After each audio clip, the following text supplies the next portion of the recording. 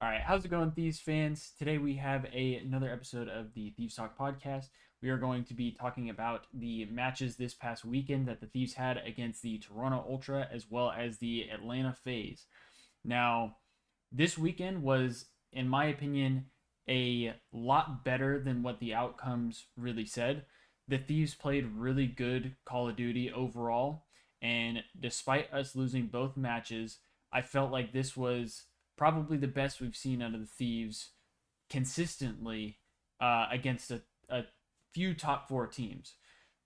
We started off against Toronto Ultra, where, as you can see, we ended up losing it 3-1. But when we dive into it, you'll kind of start to see that the Thieves were a lot closer in every map than maybe what you would have expected. I think there were several points throughout the series that really felt like if they just happened to go the Thieves' way, things maybe would have gone a little differently. And it was a lot of small things that really kind of like broke everything open for Toronto to be able to close out the series. And that's not something that I feel like we've seen the Thieves do against top four teams. I feel like towards the start of the year, they were having a lot of these minor mistakes that were causing them to lose series against pretty much every team. But now they were actually doing that against these top four teams, and they played really good. It was definitely not an easy series for both Toronto or Atlanta. So that's a really big stepping stone for the Thieves. You obviously have to keep in mind that this is the second full split that the Thieves have been together as this squad. And so when they aren't winning these series, you have to keep in mind that this is pretty much the first time these guys are playing against the top four team like a Toronto Ultra or like the Faze as this unit, because last split we had, I think it was the easiest schedule out of all the teams in the CDL, and the only top four teams we had to face off against, I want to say, were the Ultra and Optic, or New York and Optic. But either way, this these two teams, this is pretty much their first time as the unit that they are now playing against them. So the way they showed up today was a hell of a lot better than what we've seen from them recently. And I just think that we're there's a lot of positives to take away from it. So let's kind of dive into these stats here and break down how both of these series went. As I said, we started off against the Toronto Ultra. That was our first series of the weekend. And the overview here, on the overview, it doesn't look ideal when you see that we have three guys on our team that were in the negative, and they have three guys on their side that were in the positive, and the only one negative was Kleenex with a -2. But again, as we look deeper into the overall series, you'll kind of understand why this was a lot closer than what the 3-1 might suggest. In the map one, we had the 6-star hardpoint where the Toronto Ultra was able to take it 250 to 228. And Nasty was the only one to even break even for the Thieves. Everybody else was negative. But the thing that I have said before, and I will continue to say it when we have stat lines like this, is yes, we had three players in the negative, but look at how close this map was the entire time. Like, not just there were moments, it was close the whole time. I don't think there was a single moment where it felt like one team was in complete control. It was a lot of back and forth, kind of just taking advantage of different situations. And that's with there being a little bit of a disparity in the kills. 99 for Toronto and only 83 for the Thieves. And yet we were still able to keep the series, or keep the map within basically 20 points. Um, there's definitely a possibility that the Thieves could have closed out that map and taken that one. But, I think the way they played against Ultra was good enough for me to say, okay, hey, yes, we lost this map, but I think going into the next couple maps, we're going to have a lot more confidence saying, like, hey, we kept this one close, and we're going into Search and Destroy on Rio, which has been our best Search and Destroy map by far. So I was I was okay with the loss. Obviously, a loss never feels good, but the fact that they kept it as close as they did, I felt like that should be something to be confident about going into the next map. And that I think they did. Ghosty broke even, Kremp with a +6, and Nasty +3. Joe Deceives the only one negative at -1. Uh, they had Insight on the Ultra side of things as +1, and everybody else was in the negative for them. So the other crazy thing about this one was, as we see from the breakdown here, the Thieves started off with the first two wins, but then Toronto kind of started heating up a little bit, and it got a little nerve wracking, but they were able to bounce back and win 3 straight rounds in a row.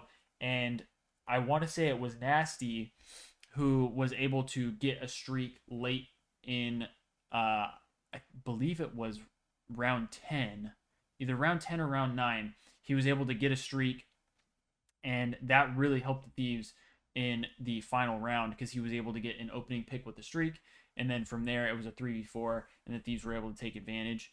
Kremp here with the 13-7, he's just been solid in Search and Destroy, and I really feel like even if he has a slow map 1, he's often really good at bouncing back in this map 2 to lead the team to a reasonable outcome. Whether we win or lose, he often does pretty well and leads the team.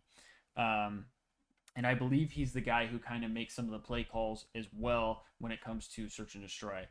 But from the kill department, the Thieves were up 56% to the Ultras 43%, 35 kills to 27, and we had 8 opening duel wins. That is something that the Thieves have been doing really well with.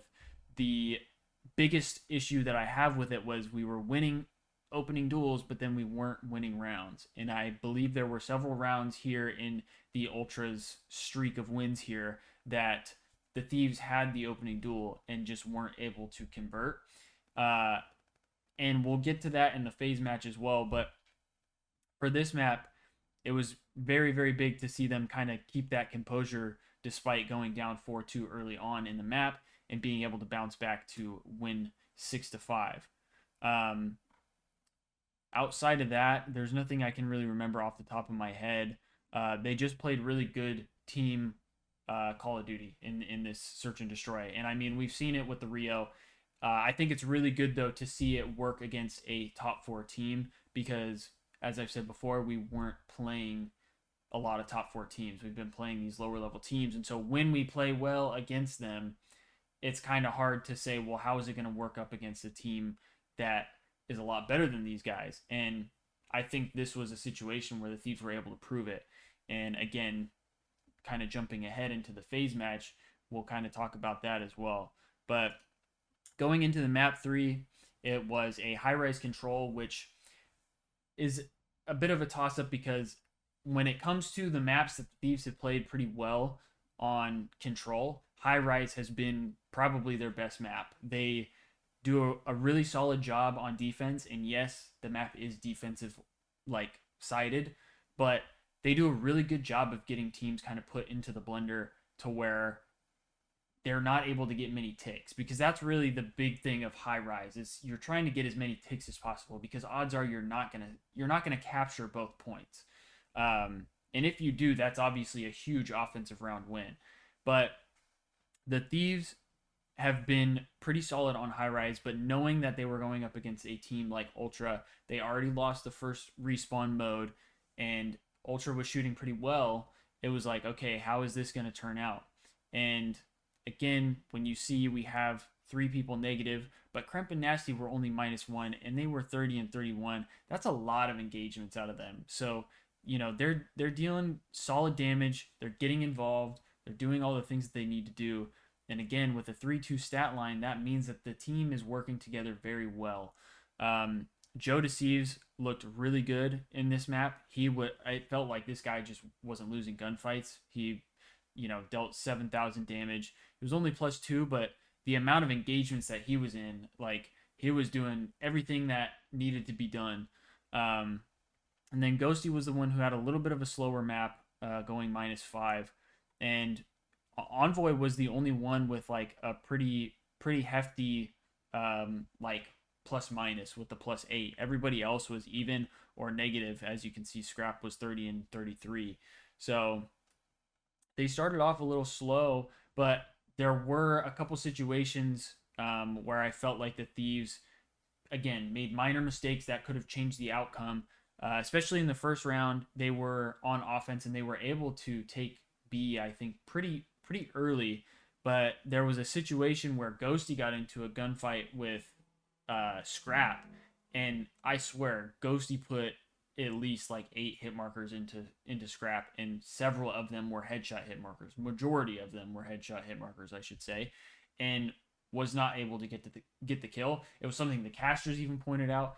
I don't know how that happened. Like he did so much damage according to the hit markers on the screen, but wasn't able to get the kill. He ended up dying, and he was on a pinch, so that that could have opened up a lot for the team. And then Ultra was able to end up taking that round because they had to try and take the A side, and that is a lot harder to take than the B point. So Toronto then went on to win the next offensive round, and from there it was like, okay, now we have to do something kind of special here to bounce back. And the Thieves went on to win the next 2 rounds. What really sucked, and I tweeted about it, and you can call it crybaby cheese, you can call it whatever you want, but in this final round here, where Toronto was able to close it out, the Thieves had, I want to say, at least 3 dead. It could have been all 4 dead. They had 2 people on the A point, 2 people stacked on the point with more reinforcements coming in, and a nade blows up the propane tank, which is something we've seen many times before. Nothing new when it comes to that regard.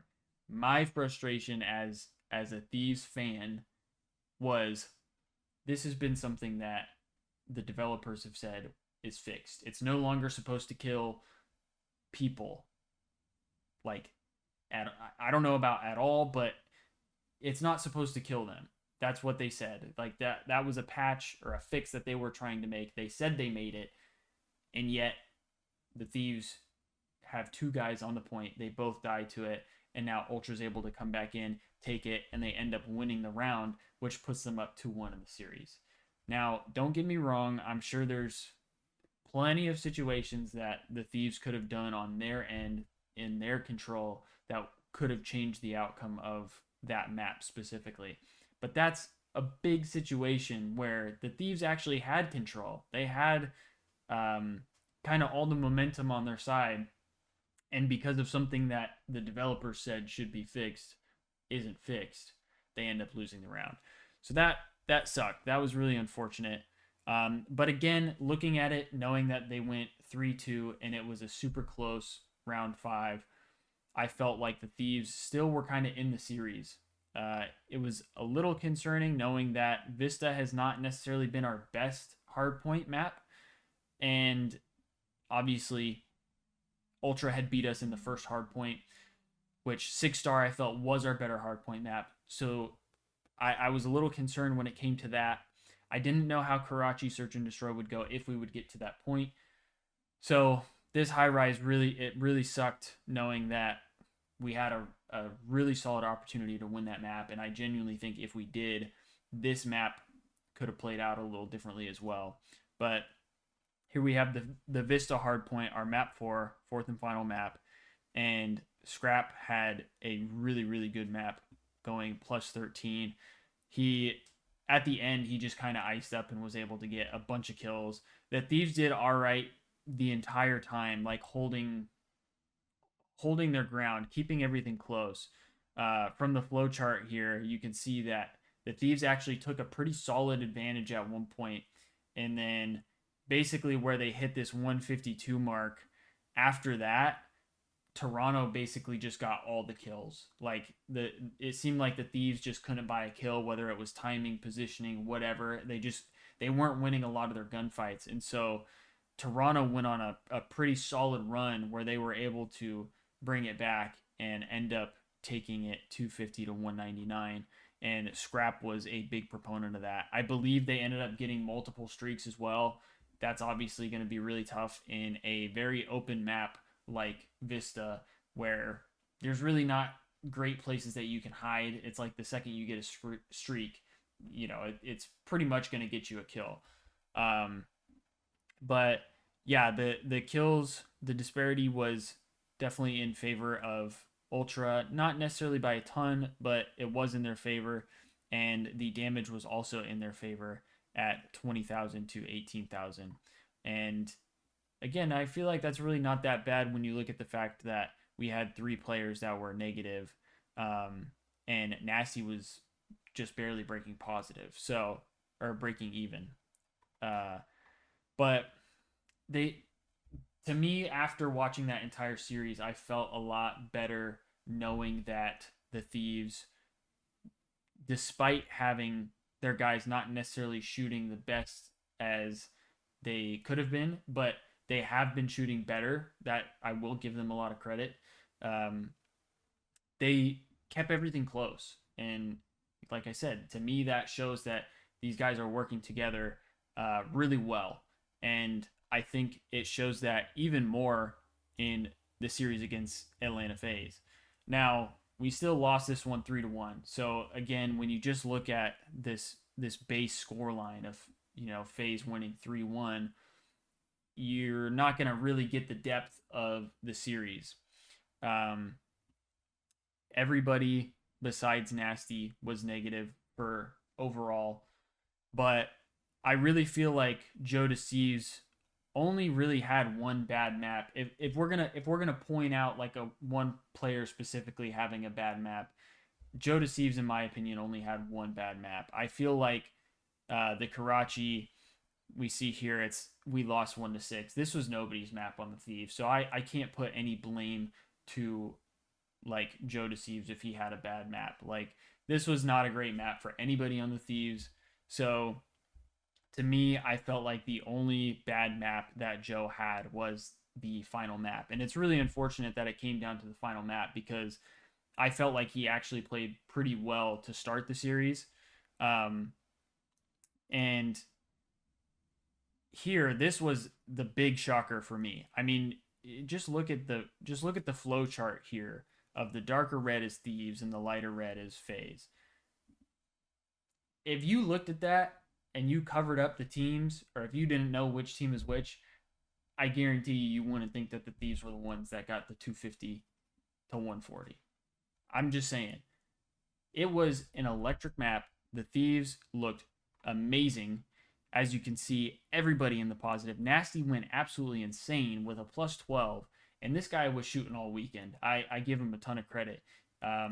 We talked about it before that we felt like he's doing a bunch of damage, but he hasn't been getting kills.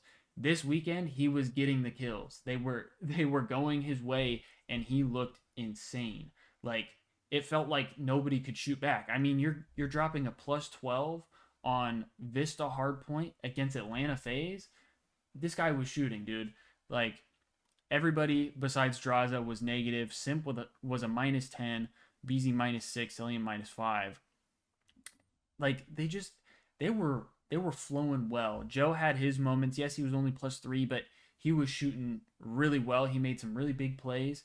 And Ghosty got a streak, and Nasty got a streak. Again, as we talked about with the match against Ultra, having streaks on Vista is huge. So being able to have two of them, it basically just guaranteed the win once the Thieves were, kind of able to break back in and get these rotations. Like it allowed them to play even more aggressive. They set the pace so well to start it off, and I really don't think FaZe was expecting it. I don't think a lot of fans were expecting it, and I mean it got me hyped up to be completely honest with you. I was super stoked about that. That was a huge win to me, and I really wasn't expecting it. I didn't know how the Vista would go, knowing that we just lost it to Toronto, and FaZe has been really really good in hardpoint. Um, I just I didn't know how it would turn out, but the Thieves came out insanely hot, and I think it was just a little unfortunate that we had this Karachi Search and Destroy up next, where that kind of went away pretty quick, and I don't know if it's just the map that they're not used to Karachi Search and Destroy. They haven't played it enough, or even if it's just the fact that Faze is really that good at Karachi. Because I feel like if we get a different map other than Karachi, like especially if we get a Rio, and obviously we're not going to get every map that we want all the time, so I understand that. But if we would have gotten a Rio, I think that could have been a different outcome. Maybe we don't win, but I think it would have been a lot closer of a search and destroy than what this was, which I think would have gave different kind of like momentum and gave them a different mentality going into the next map. But yeah, Ghosty had a bit of a stinker going -5, 1-6. Something with our ARs. Sometimes, man, we just don't always have the best showings. Octane, double donut, we know that. My bad, Octane. I know it's a little rogue. Nasty was 4-6, Kremp was 4-6, and Jodeci's was 3-7. Just it felt like not the most cohesion. We did have several opening duel wins, 3 of them, and we were only able to take 1. And I think that this opening duel number might change depending on how many of those rounds we end up actually converting. So, just one of those situations where I really feel like if we were able to convert those opening duels, it might make a big difference on how the rest of this map turns out. Going into the map 3 high rise, the Thieves again looked pretty solid to start it off. They ended up taking the first round and then went back and forth, and they kept it close the entire time, similar to the Ultra series. They battled the entire time. Everybody was only a minus. Nasty was the worst plus minus at -3. So these guys were working really well together. You know, they looked really good, and I felt like they they ended up getting offense last round, which is kind of what screwed them over. They really had a couple moments again where it was just small mistakes that if they played it a little differently, maybe they would have gotten the extra tick, maybe they would have gotten more time, and that could have played out differently. But they lost the tick battle, and that ended up forcing them to have offense round 5. And as we said earlier, high rise is not the best map to have offense, especially round 5 against a team like Atlanta Faze. That's just not ideal. So they weren't able to take that one, but it was very close the entire time. Again, making Faze sweat, and I give them a ton of credit for that. But yeah, for this map 4, this was a really close one yet again. Another close hard point that small stuff would have changed the outcome here, and I really think, as we said, that situation at the end where I believe it was Nasty and Kremp, they were both on the last hard point, and they had rotation. Thieves had rotation. They were there early. They knew where some of the players were, and for some reason, I think it was Nasty, got a kill mid, and then looked the same direction as Kremp, where then the next guy who was mid came in and was able to kill both of them off the point, and that kind of sealed the deal for Atlanta. But Joe Deceives had a really rough map, and it's really unfortunate because, as I said earlier, I felt like he was actually playing solid, and I know that he probably wanted nothing more than to at least be closer to even and pick up a couple kills here and there. And it kind of surprised me at the end of the map when I saw that he was -14, because there at the start of the map it seemed like he was making some plays, he was getting some big kills, but sometimes that could be based off the fact that he was getting timely kills, not necessarily a lot of kills, and I think it just kind of slowed down towards the end, because again, the Thieves had control pretty much the entire map. They kept things scrappy when Faze was trying to get back into it, and they really just did a good job of not letting Faze kind of like get this big jump until late in the map. And even then, they were able to have a couple lead changes right before the very end, up until that last hard point. And the kill disparity was in favor of Faze. Same with the damage. So again, the keeping them this close and making Faze sweat that much while having, two players negative and Joe minus 14. I mean, if Joe just has a regular map, like a normal map, not necessarily this pop off map, just a normal map, there's a possibility that the Thieves win this map. Um, and I don't mean it to sound like I'm putting pressure on Joe, like it's his fault, because I don't. It just one of those things where it just wasn't going his way, and maybe if things were that that map could have been a little different.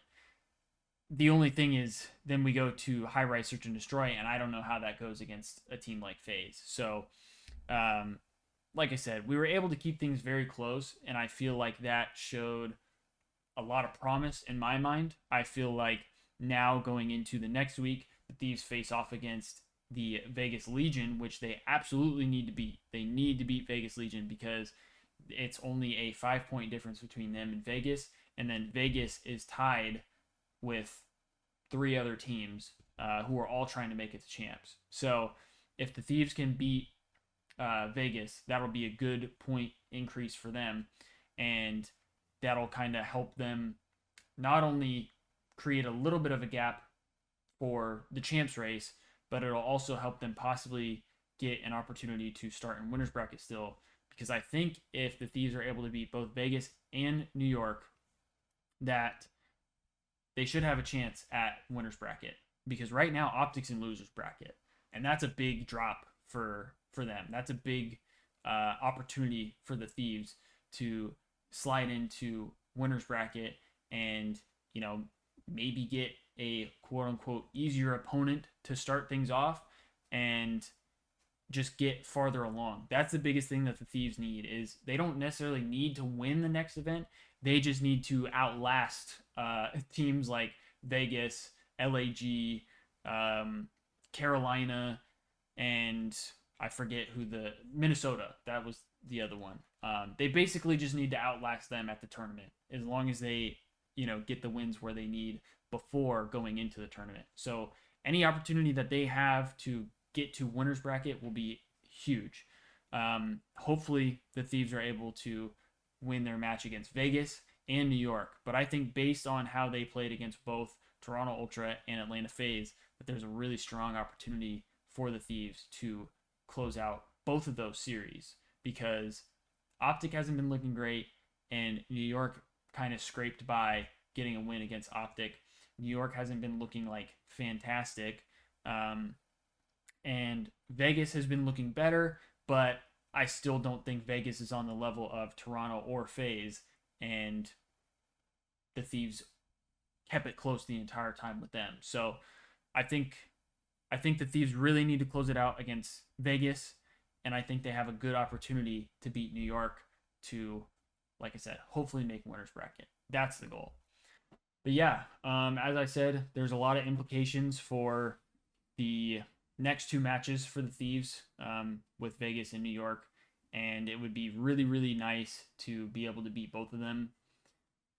I just think if we are able to make winners bracket, that'll give us the best opportunity to secure some points and kind of create a little bit more of a gap between ourselves and the lower level teams that are trying to scrape their way into champs as well. So that's what I'm really hoping for this coming weekend is, if we can get some big wins and go into the tournament and have ourselves a LAN. We haven't really been able to have a solid LAN yet, but they've been getting better and better each event. We know that the last one was disappointing because I think we all felt like they could have gone farther than what they did. I'm sure they felt that way as well. But you got to look at it from the lens of that has been their best showing throughout the entire year. And it was with the team that they made just before that major basically. So um, gotta take it with a grain of salt. It's really unfortunate that it's this late in the year. I feel like this team could have done a lot better if they would have started together um, to start the year. I just think they would have been a lot more comfortable with um, the mistakes that they make, and they would have been able to fix that a lot sooner than what they're able to now, because now there's a lot more pressure on any time a mistake is made. Whereas if they would have started the season together, they would have kind of gone through those rough patches and been able to fix it a lot with a lot less pressure. I guess is kind of the best way to put it. But yeah, there's really not much else to kind of go over. I will say I probably won't have a video up next weekend and possibly the weekend after that.